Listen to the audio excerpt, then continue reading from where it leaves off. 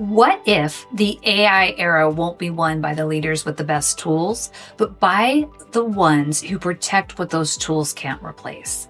I'm Kim Bohr, CEO of Spark Effect and host of Courage to Advance. My guest today is Elayne Fluker, a certified AI consultant, executive coach, and 25-year media executive who rode every wave of disruption in the industry that got hit first. Now she's coaching leaders through the one that we're all in. We've got a lot to cover, so let's dive in.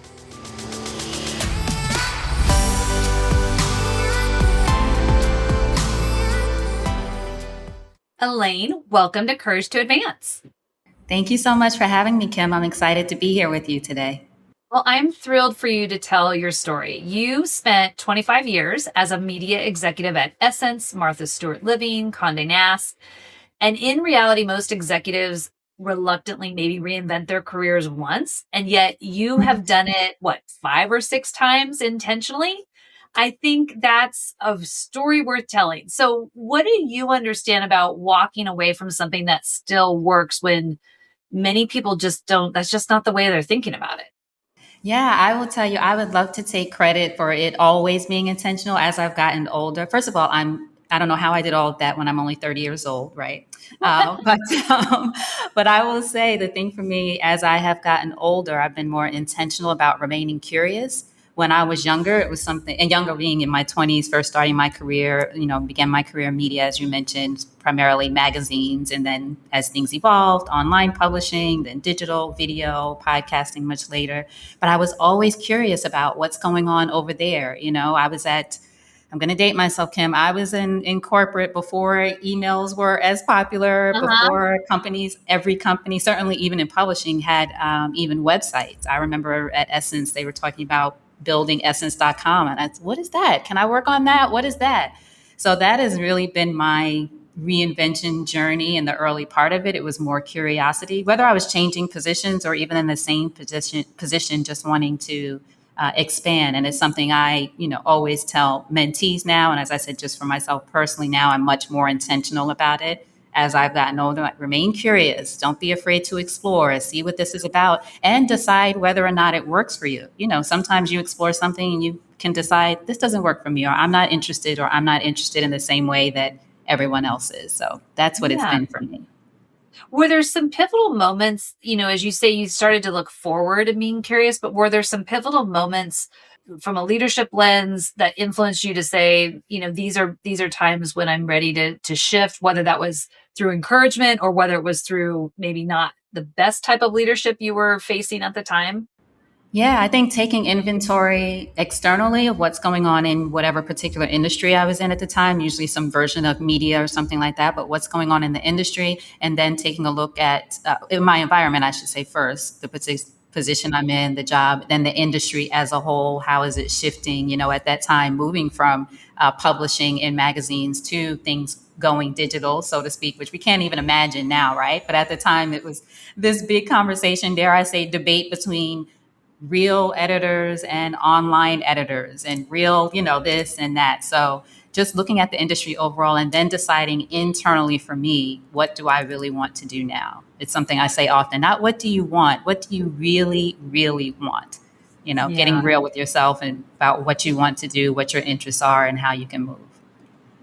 One of the things I appreciate so much about the story you are telling and how I've gotten to know you is that it wasn't the stigma of change, right? It was literally like you were the one more driving this from this place of curiosity, and were able to really just say, no, what is next is really positive versus feeling like that change the unknown was going to be something that held you back. When the format started to change, so when it went from print and went from digital, what have you found really transferred, and what do you feel like has still been really valuable as you're coming into this new phase of who you are? I think one of the things I always try to remember for myself and for others is that you take your experience with you. Whether you're changing positions or doing something new, expanding or scaling down, you take all of that experience with you. You're not leaving it behind. Sometimes I think that can keep us from making changes or adjustments or exploring what's new, because we think, well, I've done all this, and if I change, all that goes to waste. It doesn't. It's in you, Right. especially if you're, I mean, for everyone, but certainly if you're a high performer or a leader who really wants to move in different directions and those kinds of things, you take all of that experience with you. So that has been the important piece to always remember for me. And just pulling on it in the different ways. And so, what are some pieces? Do you have some specifics that you could think about that Yeah. thread through from all that, from those different levels of change? One of the things I would say is to not think that you have to be quote unquote fearless. This Mm, idea that you're making a big change, you're making a shift, you're going into something new or some territory you've never explored before that you have no idea what it's about. A lot of us are in that state right now, right? What is this new thing? Don't think that you have to be quote unquote fearless, and don't think that you have to know everything before you get into it. So for me, those are the qualities I would say that really helped me navigate those periods of change. Was not being afraid to say, I'm afraid, or I don't understand this, I don't know yeah. how this works. That's been true just from points throughout, whether it was going from print and learning more about online media and websites and what is this about, then going from that to doing more video. In 2010, I started doing videos for websites, and that wasn't a thing. A lot of people, why are we doing this? We're not in news. It just, all the debates and things that come about. And I just felt like there's something here. I think there's something to explore here. So seeing it Yeah. more as an exploration, and then even going into podcasting. Well, this isn't really my thing, but I got my little mic plugged in here now, right? 10 years later, I was doing it 2016. And now I'm like, I don't know. Let's see what happens. Let's explore. So for each in my personal transition and just even, people I work with as an executive coach, it's like, let's explore this and then make a decision on whether it works or doesn't. So those have been some of the moments. I think that's really, it's very so valuable in your advice of just like, it's okay. Like we can dip a toe in. We don't have Yeah. to be all in, Yeah. and feel like we have no other, like we can't go back or we can't make a different choice. I will tell you that even as someone, as you know, who moved from the United States and I now live in Mexico, and people often ask me about, making that move. Even that, I visited first, as one does, come to Mexico for vacation. I had no idea I was going to move here. Then I met someone from the States who lived here, and that just opened my mind to that. But then even that, I didn't just pick up and move right away. I'm not a teenager. I had a lot of obligations and different things. My parents were in it, just things to organize. But I tell people now, come for a couple of weeks. And then if you can come for longer, especially because so many of us can work remotely, come for a month and stay for a month and see how you like it and see how it goes. So that's what I did. I came and I stayed for a month because I always say you have to do laundry and buy groceries in a place before you know. That is so true. Yeah, That you is can't. It's not a vacation. Once you're here, yeah, so the real life, the boring everyday stuff, figure those things out. That's what you have to do. So that's what I always advise people. Same idea. when you were making those, your pivots and you were watching other leaders, what did you feel like they were maybe, I don't know if the right way to say is getting wrong, but that they were just not seeing things the same way you were as ground was shifting in these really big moments. What do you feel like what were you seeing them not doing that you felt like was kind of a red flag? I think for a lot of leaders, it's because you've done so well or invested so much time, or you've learned, you've done the work, which is a great Yeah. thing. You've gotten to this point and you're at this point in your career, and maybe you feel stable, or you feel like at least you have your expertise, your thing, to say, great, now start all over in this new thing. It's not always easy for people to wrap their minds around doing that, right? So I think that has been, even if it wasn't intentional, or it was more of a subconscious thing. And for better or worse, for me, I've always been, let me see. Like I said, my curiosity kind of, since I was, probably drove my parents crazy when I was younger, but as a leader, it has served me well. But I understand, which is why I empathize. I understand that it's not necessarily even a resistance kind of thing. Sometimes it's just, Yeah. I've spent time doing this. I've done this thing. Actually, now I'm supposed to be at the point where I'm trying to wind this thing down. Right. And it's like, no, start this whole other new thing that nothing about. So. Well, it's interesting. You and I are of the probably close to the same age because I can remember being in corporate America when email was rolling out, and it was this Right. really big thing and really big. We had to go to these big trainings Right. and this whole Microsoft thing. And that actually was so funny because that came up in a conversation I was having the other day about those big technology kind of shifts, right? For when it starts to hit the common masses. And one of the things that I can remember were just what you were describing, people that were resistant to wanting to take that on. And it's like, this thing is coming, it is here. But they had felt like, but we've always done it this way. And it was Right. those real resisting points that you described of like, it's just this comfort place, right? And the idea of having to be uncomfortable is just not really desirable for a lot of people. And yet that's where so much, I think, not just growth, but fun is when we start to step into those uncomfortable places. Yeah, and I think the way you describe it is exactly. First of all, people aren't going to believe that we were in companies before there was email, but it's. I'm glad you're there. Usually, I tell people, and they're like, "What do you mean that there was Yeah. actually a time that?" So I'm glad you relate there. Right. But people, Completely. yeah, but people had their systems. That's another thing. It's disruptive, and I think that's the thing too. We have to acknowledge for people. We know this is as an organization. We know this is disruptive. We know you have your systems. We know you. I think that helps people too along the way, which a lot of, at least the disruptions or changes I witnessed, there wasn't necessarily that part of the conversation. It was just, this is what we're doing. Get on board or get left Yeah, behind, which just totally. doesn't work, right? So Right. that's the thing. Yeah.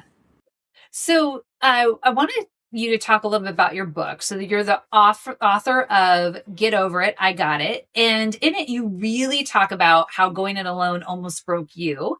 And I'm curious how you frame that now with the connection of people refusing help.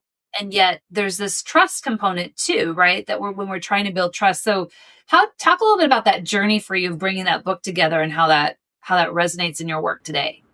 Yeah, great question. I wrote the book in I think it was 2018 was when I actually wrote it. It came out over those years and came out 2021. But for me at that time, I was noticing for myself and a lot of the women that I knew personally and even work with, this idea of whenever someone offered us support, our first response was, I got it. I call it I got it syndrome. I got it. No, no, no, I got it. It's okay. I got it. Don't worry about it. I got it. Maybe you do sometimes have it. Do you have to get it all on your own? Often not. And then other times you don't have it and you're just so used to saying it. It's sort of this automatic response, I got it, I got it. So around that idea, I just started saying to be open to support, see support as sexy, like a sexy dress, a sexy vacation, support is sexy. It's okay to embrace support. So that was what the idea of the book came about at that time. What I didn't realize was just in work settings and in all parts of our lives, we're so used to saying, I got it, which comes back to what we talked about, this sort of rigid way of doing things, not letting that help in for different reasons. Sometimes it's not because we don't think that anyone can help. Maybe there's that, but the other time is we're afraid of looking incompetent or like we can't get it or incapable. There are a lot of reasons, especially as for all of us, especially as women, though, we might think that if I show that I can't do this as well as someone else, there might be some penalty. So that's what I found has been coming into my work today, especially as working as an AI consultant and an executive coach. This idea of people feeling like I can't, especially if they're experienced, as we mentioned, in their careers and they've gotten to this point, maybe they're 20 years in or even a beginner. I can't let anyone know that I don't have this. So Right. I'm trying to break that barrier and just say, no, this is something you can explore, be open to. It's new for everyone. That's the thing I will say about this. For most of us, I will say, speaking about AI specifically, this is all new. So you don't have to feel like you got it. It's okay to be open to explore what this looks like for you, how this works for you. An instrument I use called the Harrison measures people's, these different preferences. And one of the preferences that I'm seeing a lot of trend in, and I'm seeing it across genders, but I can't say that it's equal gender necessarily from data, but is that this idea of low assertiveness is really prominent. And what it makes me think about is how it ties to what you've just talked about on and maybe it's a lot of it's in our kind of our Western business culture or US business culture, but this idea that if I assert what I need, and if I ask for help, it's that sign of weakness. And so it feels like though it's a perpetuating cycle of getting into burnout. And so I'm curious how you feel if that word kind of you find has surfaced in the work you've done or in when you were writing that book. It's like, is that a cultural thing that we need to be really addressing as well, whether that's inside ourselves or inside our organizations? This idea of burnout. Well, the burnout and this assertiveness, right? Like we're low, if we have this tendency to believe like we don't really assert ourselves to say what we really need, how that ties to this, what you talked about around like, well, if I keep saying, no, I got it, but really I don't, but I don't want to ask for help. How does, because I don't want to assert it, like what is that doing to all these, to our state of mind and our burnout and all this other stuff? Yes, absolutely. So that's one of the in the book I talk about a lot. This isn't just something like, oh, this is a nice to do, or this is a Yeah. framework, or this is a right, all of those things.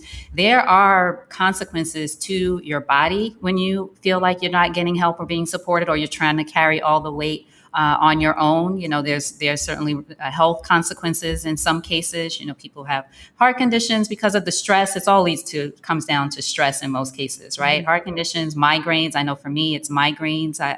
The body shows you different ways that things come out, Mm-hmm. whatever that looks like for you, and feeling supported or getting what you need to be able to do the things, that you want to do.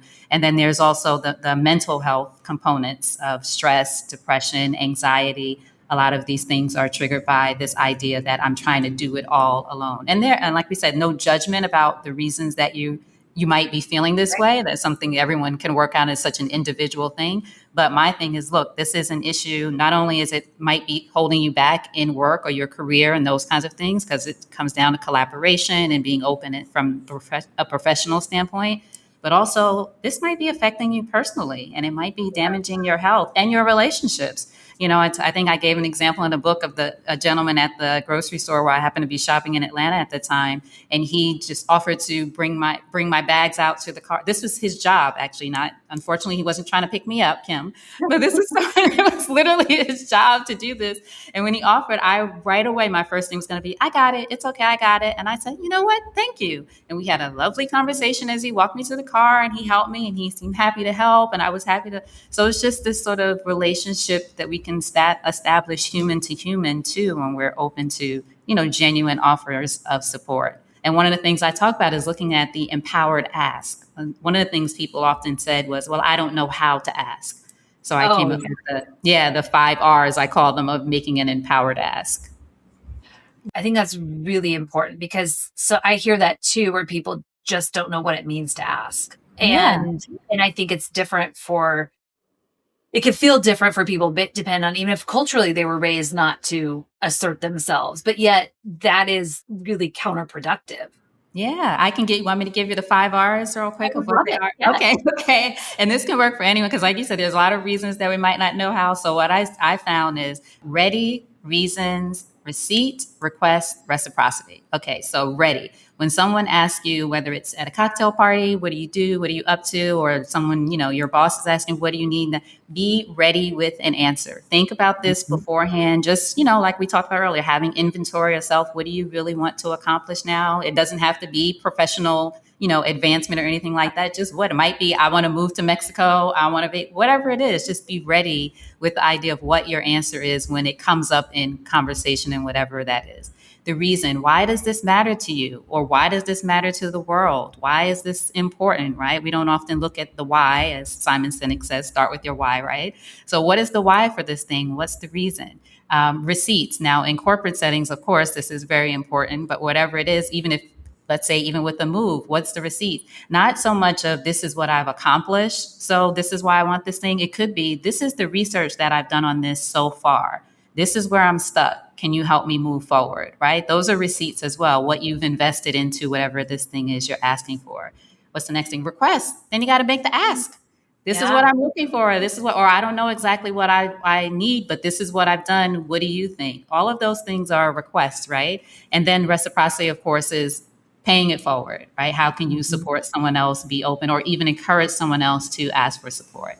So that's what I say are the way you can make that ask, how to make that ask. And that seems to help people know, okay, I can go down this checklist and do this. So it's not just like, just do it, just be open. No, give me, how do I do this? Structure is really helpful. Structure. I think that, everybody can benefit from some structure, especially when this is something that isn't so comfortable. Right. When you're trying a new thing, how do I do this? Give me the implementation plan, if you will. Absolutely. Yeah. So let's talk a little bit about now where you are today. So you've reinvented yourself again. You are an executive coach, and you educate leaders on AI fluency. And you really work to tell leaders what that real edge is that, AI can and can't do. And at the same time, we're hearing all these stories around how much budget's being put towards tools, and yet a lot of that is without a lot of guidance. And so there's Mhm. clearly tension emerging between these two realities. Talk about what you're doing with executives and leaders and how you're helping to navigate what is emerging for all of us.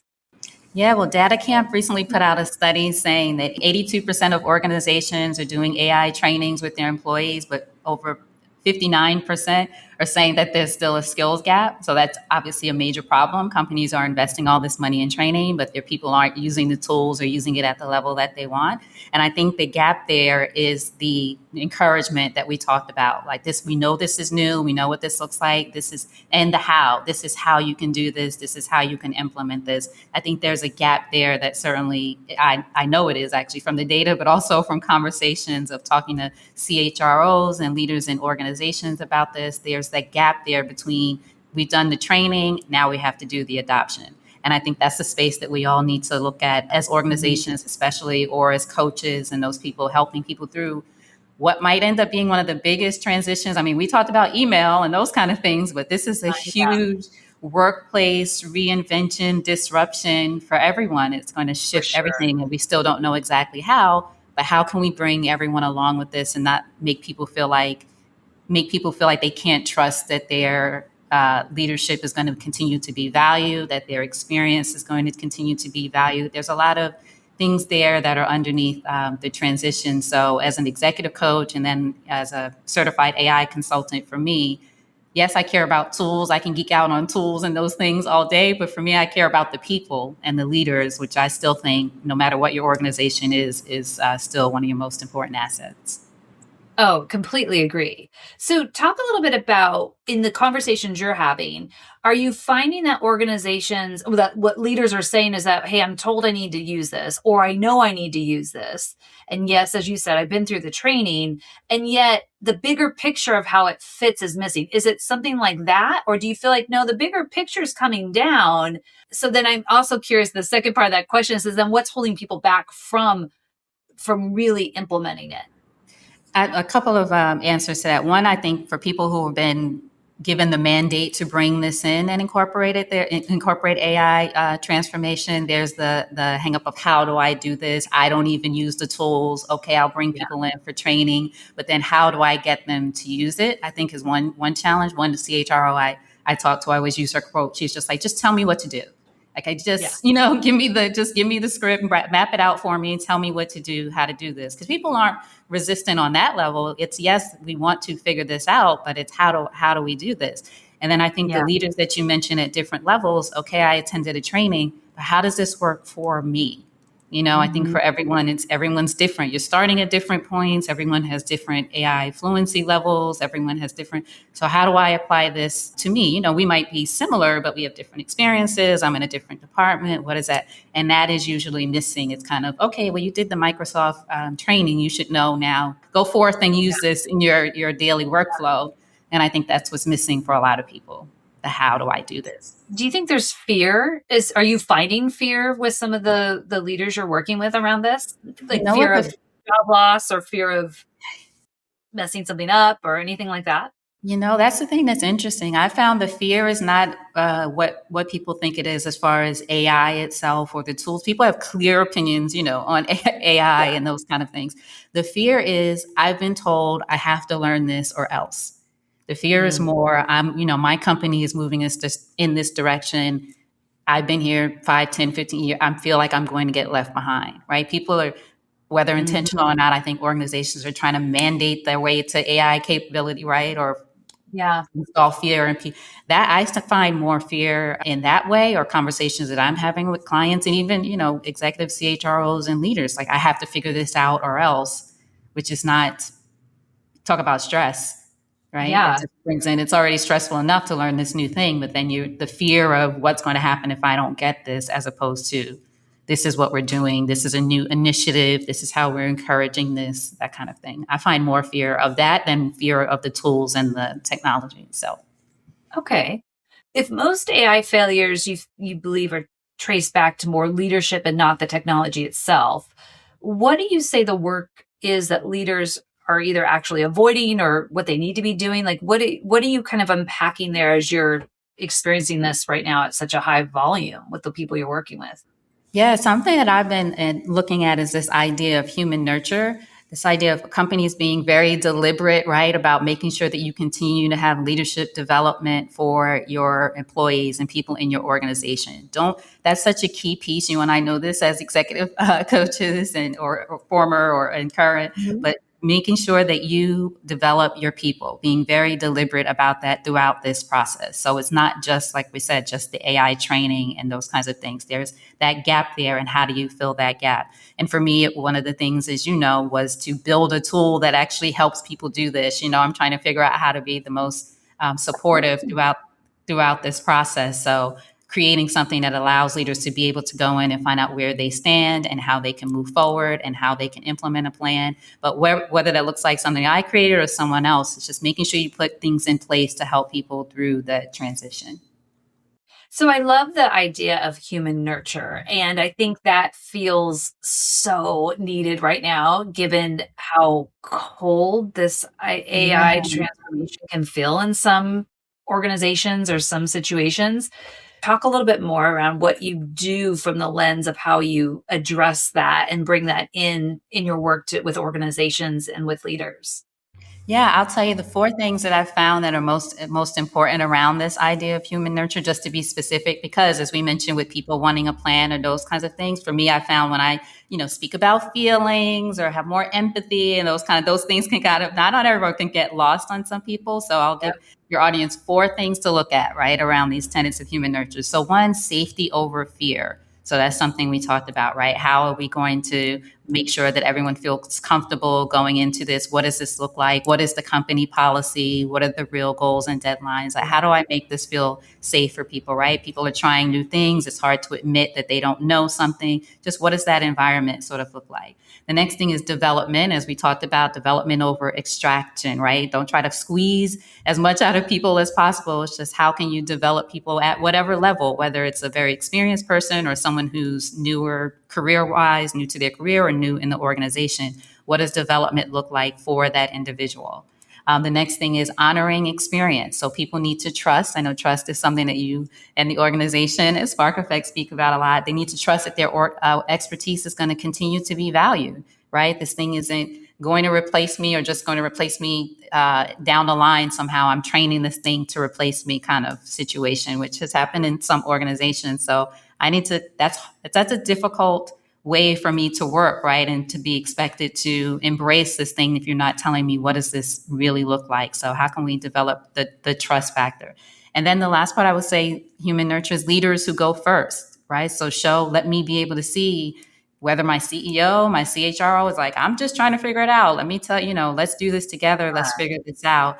And what does that look like? And even if it's, whether it's, if it's difficult to say, I don't know what I'm doing, because some people might not find that something they can say, even saying, this is what I tried. Like we talked about before at receipts, right? This is what I tried. This is what the tool I use. What do you know about this? I always compare it to Kim for people who use iPhones. Not sorry to all the Android users, but I'll just say for the iPhone, I don't even know if it comes with a manual when you buy them now. Maybe it does, but I feel like most of the things I discover how to do on my iPhone is because someone else did it in front of me or told me, like, did you know if you turn your phone upside down, it could, whatever the thing is. It's like, oh, now I know that, right?